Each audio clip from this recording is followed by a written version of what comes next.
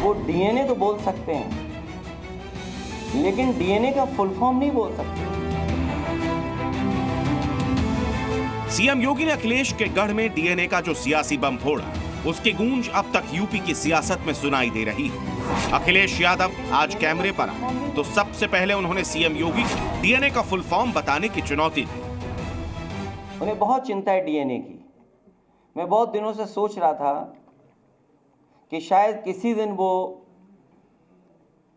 जो power plant है उनका नाम बोलेंगे, और मैं दावे के साथ कहता हूं वो डीएनए तो बोल सकते हैं, लेकिन डीएनए का फुल फॉर्म नहीं बोल सकते। इसलिए डीएनए को बोलने से पहले कि समाजवादियों के डीएनए में क्या है, कम से कम डीएनए का फुल फॉर्म तो बता दें। अखिलेश ने डीएनए का फुल फॉर्म बताने की जो चुनौती दी, उसकी शुरुआत कल जब सीएम योगी समाजवाद की सियासी जमीन करहल में थे, जहां उन्होंने कमल खिलाने के लिए अखिलेश यादव के कार्यकाल में कथित कारनामों का जिक्र किया, साथ ही अराजकता और गुंडागर्दी को समाजवादी पार्टी के डीएनए का हिस्सा बता डाला। ये वही लोग हैं, सामाजिक ताने बाने को छिन्न भिन्न किया, अराजकता और गुंडागर्दी इनके डीएनए का हिस्सा है, और प्रदेश में इनका मॉडल देखना है तो मॉडल इनका विकास का नहीं है।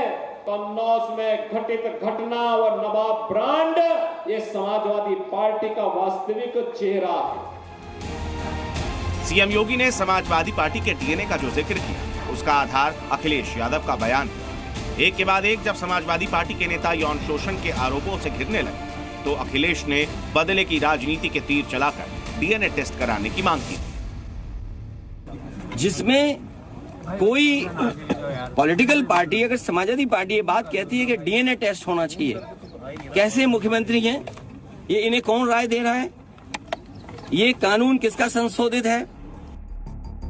लेकिन कन्नौज में अखिलेश का यह दांव उल्टा पड़ गया। नाबालिग से रेप के आरोपी नवाब सिंह यादव का डीएनए मैच हो गया। बीजेपी उपचुनाव की सियासी बिसात में महिला सुरक्षा को मुद्दा बनाकर अखिलेश को पटखनी देने की तैयारी में। इसी कड़ी में योगी आज फूलपुर पहुंचे।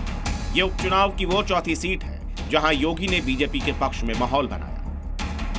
सत्ता में आए थे, चाचा भतीजा वसूली में व्यस्त हो गए थे, और प्रयागराज से ज्यादा कौन जानता है, यहाँ उनके पोस्टर लगते थे, कौन कौन लोगों को आयोगों के अध्यक्ष बना दिए थे, और आयोग के अध्यक्ष किस प्रकार के मस्त हो गए थे लूट करने में, इन नौजवानों के भविष्य के साथ खिलवाड़ करने में।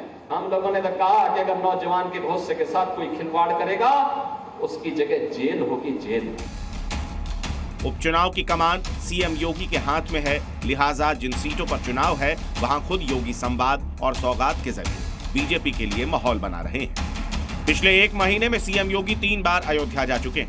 गाजियाबाद में योगी ने संगठन के पदाधिकारियों के साथ सीधा संवाद किया। कल अखिलेश के गढ़ करहल में डीएनए वाली हुंकार भरी, और आज फूलपुर में बीजेपी का प्लान डबल एस लॉन्च किया।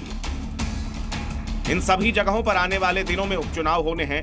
यहां सीएम योगी की हाजिरी बता रही है कि सवाल सियासी साख का है, लिहाजा बुलडोजर, आदमखोर और डीएनए की सियासी बिसात बिछाई जा रही है, ताकि 2.5 साल बाद होने वाले यूपी के सियासी रण में 2.5 चाल चलकर जीत की हैट्रिक लगाई जा सके। ब्यूरो रिपोर्ट, जी मीडिया। जी न्यूज़।